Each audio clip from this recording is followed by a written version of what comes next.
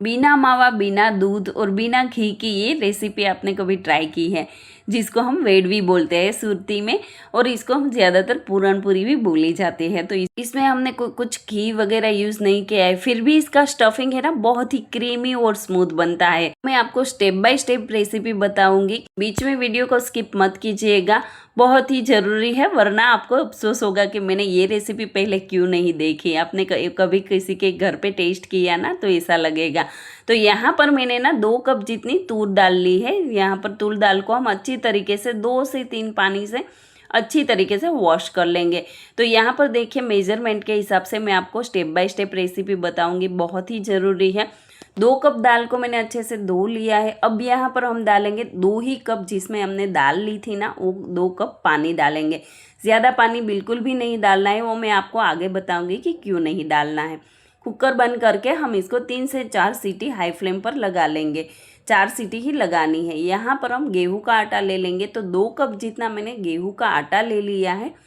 इसमें मैंने 2 टेबलस्पून जितना तेल मोइन के लिए डाल दिया है। अब हमें इसको रोटी जैसा डो बनाना है, ना ज़्यादा कड़क बनाना है ना ज़्यादा लूज। और यहाँ पर जैसे हम रोटी बनाते हैं ना उसके लिए गूंथते हैं ना, वही आटा हमें बना लेना है। थोड़ा थोड़ा पानी डाल के हम इसको अच्छी तरीके से गूंथ लेंगे। तो यहाँ पर जो है ना इसमें नहीं तो मैदा जाता है, नहीं तो रवा वगैरह कुछ भी नहीं जाता है, बस गेहूं के आटे से ही ये बहुत ही अच्छी सी वेडवी बनती है। तो यहाँ पर जो है ना आटा मैंने गूंथ लिया है। थोड़ा सा तेल डाल के हम इसको अच्छी तरीके से सेट कर लेंगे। और यहाँ पर है ना ढक के हमें इसको 10 से 15 मिनट तक रख देना है। रेस्ट करेंगे ना तो ये आटा जो है ना एकदम से सेट हो जाएगा, और जो इसकी पूरनपूरी बनती है ना वो भी अच्छी तरीके से इसकी रोटी बनेगी। तो यहाँ पर इसको ढक के हम रख देंगे। यहाँ पर जो है ना कुकर हमारा ठंडा हो गया है, और देखिए मैंने 2 कप पानी डाला था। दाल देखिए बिल्कुल भी पानी नहीं रहा है, एकदम से ड्राई ये बॉईल हुई है, एकदम से पक भी गई है, और ये इसमें पानी भी बिल्कुल नहीं रहा है। तो यहाँ पर हमें इसी तरह से दाल को बॉईल करना है, ज़रा सा भी पानी ना रहे ना, इसी तरह से। वो मैं आपको आगे बताऊँगी कि किस तरह से मैंने यहाँ पर किस लिए मैंने इसी तरह से ड्राई बॉईल किया है, उसका रीज़न क्या है। तो यहाँ पर इसको हम एक कढ़ाई में निकाल लेंगे। दाल को आप देख ही सकते हैं कि कितनी खुली खुली ये बॉईल हुई है। तो यहाँ पर यही मेज़रमेंट के हिसाब से आप फॉलो करोगे ना तो आपकी दाल भी इसी तरह से भी, मतलब अब जब ये रेसिपी बनाओगे ना तो इसी तरह से ही बनेगी। यहाँ पर इसको मैंने गैस पर चढ़ा लिया है, और 2 कप जितना मैंने यहाँ पर जितनी दाल ली थी उतनी मैंने ब्राउन शुगर ऐड की है। ब्राउन शुगर नहीं है ना तो आप वाइट वाली चीनी भी ऐड कर सकते हैं।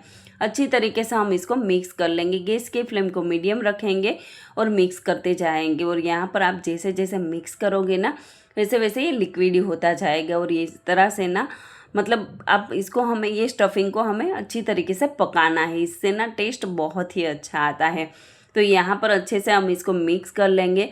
तो देखिए यहाँ पर ये हल्का सा, मतलब चीनी जो पिघली है ना वो धीरे धीरे मतलब लिक्विड होती जा रही है, मतलब ढीली, मतलब चीनी पिघलती है ना तो स्टफिंग जो है वो हल्का सा लूज होता है, ढीला होता है। तो देखिए यहाँ पर ये धीरे धीरे ढीला हो गया है। अब हम इसमें ऐड कर देंगे 1 टेबलस्पून जितना कोकोनट, डेसिक्रेटेड कोकोनट ऐड कर दिया है, ज़्यादा ऐड नहीं करना है। और 1 टेबलस्पून जितना मैंने यहाँ पर इलायची का पाउडर बनाया था, मतलब 10 से 12 इलायची को मैंने कूट लिया था, वो ऐड कर दूँगी। इलायची से ना इसका टेस्ट स्टफिंग का बहुत ही अच्छा आता है। ये वेडवी का, मतलब वेडवी बोलो या फिर पूरनपूरी बोलो, जो भी बोलना चाहते हो आप, दोनों नाम में से कोई भी एक दे सकते हो। अच्छा, आपने कौन सा नाम दिया है वो मुझे बताना ज़रूर से कमेंट में। तो देखिए यहाँ पर ये अच्छी तरीके से पकती जा रही है, और देखिए ये कितनी लिक्विडी हो गई है। यहाँ पर देखिए मैंने आपको आगे बताया था ना कि हमें सूखी दाल क्यों बॉईल करनी है। तो देखिए इसीलिए ही मैंने इसमें नहीं तो कोई दूध डाला है नहीं तो पानी डाला है, फिर भी ये लिक्विडी हो गई है। अगर आप इसमें अगर सोचो पानी ज़्यादा हो जाएगा तो कितनी ये लिक्विडी हो जाएगी। तो इसीलिए हमें ड्राई ही बॉईल करना है इसको। तो यहाँ पर मैंने 5 से 7 मिनट इसको मीडियम फ्लेम पर पका लिया था। कंसिस्टेंसी आप देख सकते हैं कि ये अच्छी तरीके से गाढ़ी हो गई है। अब हम इस गैस की फ्लेम को बंद करके इसको अच्छी तरीके से ठंडा कर लेंगे। यहाँ पर ठंडा होने के बाद आप देखिए स्टफिंग और भी थोड़ा सा कड़क हो गया है, मतलब ये स्टफिंग भरने के लायक हो गया है। गोली बना लेते हैं तो ये देखिए परफेक्टली बन रही है। इसी तरह से अगर आप कब पकाओगे ना तो ये स्टफिंग भी आपका भी इस तरह से कड़क ही हो जाएगा, मतलब अच्छी तरीके से कंसिस्टेंसी परफेक्ट हो जाएगी। यहाँ पर मैंने हाथों में थोड़ा घी लगा लिया है, और हमें सेम साइज़ के सारे गोले बना लेने हैं। जितने बने इतने में पहले गोले बना लेना है, ताकि रोटी का गोला और इसका गोला में मतलब परफेक्टली मेज़रमेंट हो इसी तरह से। तो यहाँ पर देखिए मैंने सारे गोले बना लिए हैं। यहाँ पर 5-6 गोले बने हैं। तो इसी तरह से मैंने मीडियम साइज़ के एक ही साइज़ के मैंने गोले बनाकर रेडी कर लिए हैं। यहाँ पर आटा जो है वो अच्छी तरीके से सेट हो गया है। और देखिए अभी मैं मसल रही हूँ तो ये कितना चिकना हो गया है, मतलब एकदम से ये सेट हो गया है। अगर 10 से 15 मिनट आप रखोगे ना तो इसी तरह से आटा रोटी का एकदम परफेक्टली सेट हो जाएगा और रोटी भी इससे अच्छी बनती है। तो यहाँ पर देखिए हम जैसे मैंने स्टफिंग के गोले बनाए हैं ना, इसी तरह से मैं रोटी के भी गोले बना लूँगी।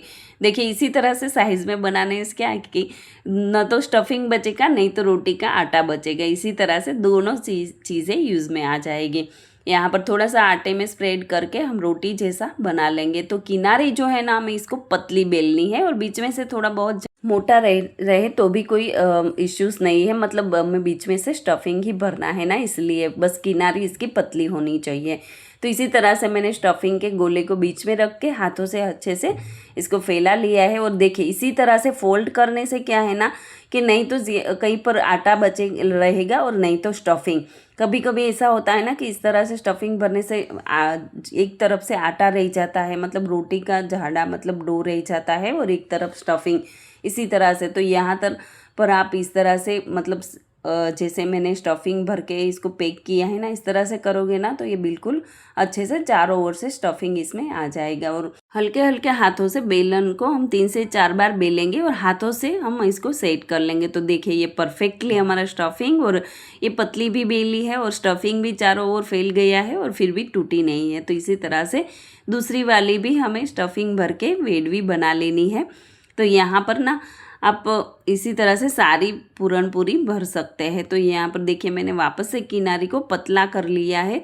किनारी को पतला इसलिए करते हैं ताकि किनारी जो है ना वो हम जब स्टफिंग भर के इसको पैक करते हैं ना तो ये देखिए सारी किनारी बीच में ही आती है, इसीलिए पतली बेलो ना तो ये मतलब आटा ज़्यादा रह जाता है ना वो ना रह जाए। इसी तरह से आप पैक करके इसको भर सकते हैं, मतलब इसी तरह से अच्छे से सेट कर सकते हैं। हथेली से हम हल्का हल्का प्रेस कर लेंगे। वापस से हम इसको हल्के हल्के हाथों से बेल लेंगे थोड़ा सा आटा स्प्रेड करके। तो इसी तरह से आप पूरन पूरी बनाओगे ना तो घर पे कोई भी गेस्ट आया है, अगर स्टफिंग रेडी है तो आप बस 5 मिनट में ये फटाफट बना के गर्मा गर्म सर्व कर सकते हैं।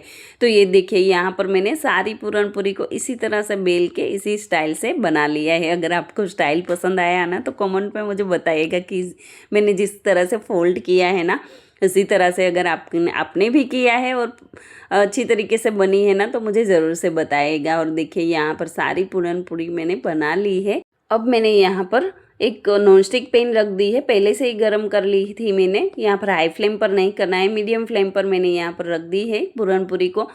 दूसरी तरफ फ्लिप करके हम यहाँ पर घी में इसको सेक लेंगे। तो यहाँ पर है ना तेल बिल्कुल भी यूज़ नहीं करना है, बस जैसे हम पराठे में घी लगाते हैं ना इसी तरह से हमें इसको सेक लेना है। और स्टफिंग जो है ना यहाँ पर और भी गर्म होगा ना तो ये एकदम से क्रीमी और टेस्टी हो जाएगा।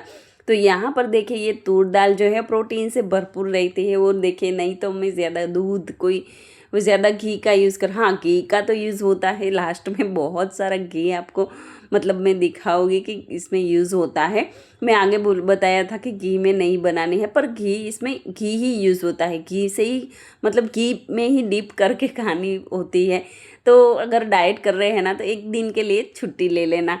अगर छुट्टी में भी मतलब डाइट में भी घी थोड़ा बहुत तो खाया ही जाता है।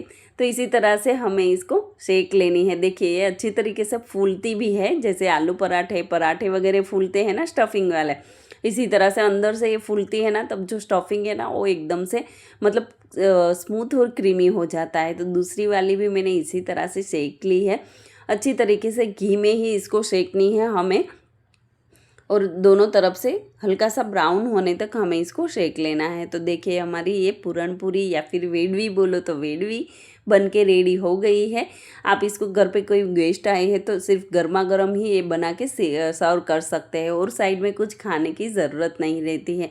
अब हम क्या करेंगे, यहाँ पर अभी गरम गरम है ना तो मैंने जमा हुआ घी लिया है। अगर आप गरम नहीं है ये वेडवी तो आप इसको ठंडे घी मतलब लिक्विड घी में भी घी लगा सकते हैं। तो यहाँ पर ऊपर से हम बहुत सारा घी लगा लेंगे गरम गरम में ही। और इसको ना आप जब भी सर्व करना चाहते हैं ना, तब भी आप इसको गरम घी करके ऊपर लगा सकते हैं। और चाहे तो अगर ज़्यादा घी खाना चाहते हैं ना इसको, तो घी की कटोरी में आप डीप करके भी इसको खा सकते हैं। बहुत ही टेस्टी लगता है, मतलब इसमें और घी ही चाहिए होता है। तो लीजिए, हमारी ये वेडवी बन के रेडी हो गई है, या फिर पूरन पूरी बन के रेडी हो गई है, आप देख ही सकते हैं। तो जल्दी से ये स्टेप फॉलो कीजिए, घर पे बनाइए। और हाँ, स्टफिंग की तैयारी आपने कभी पहले भी कर लेना चाहते हैं ना, तो भी आप कर सकते हैं। इसमें कुछ भी खराब नहीं होता है और इसे ही पूरन पूरी बनती है। तो घर पे बनाइए और एंजॉय कीजिए। Bye bye.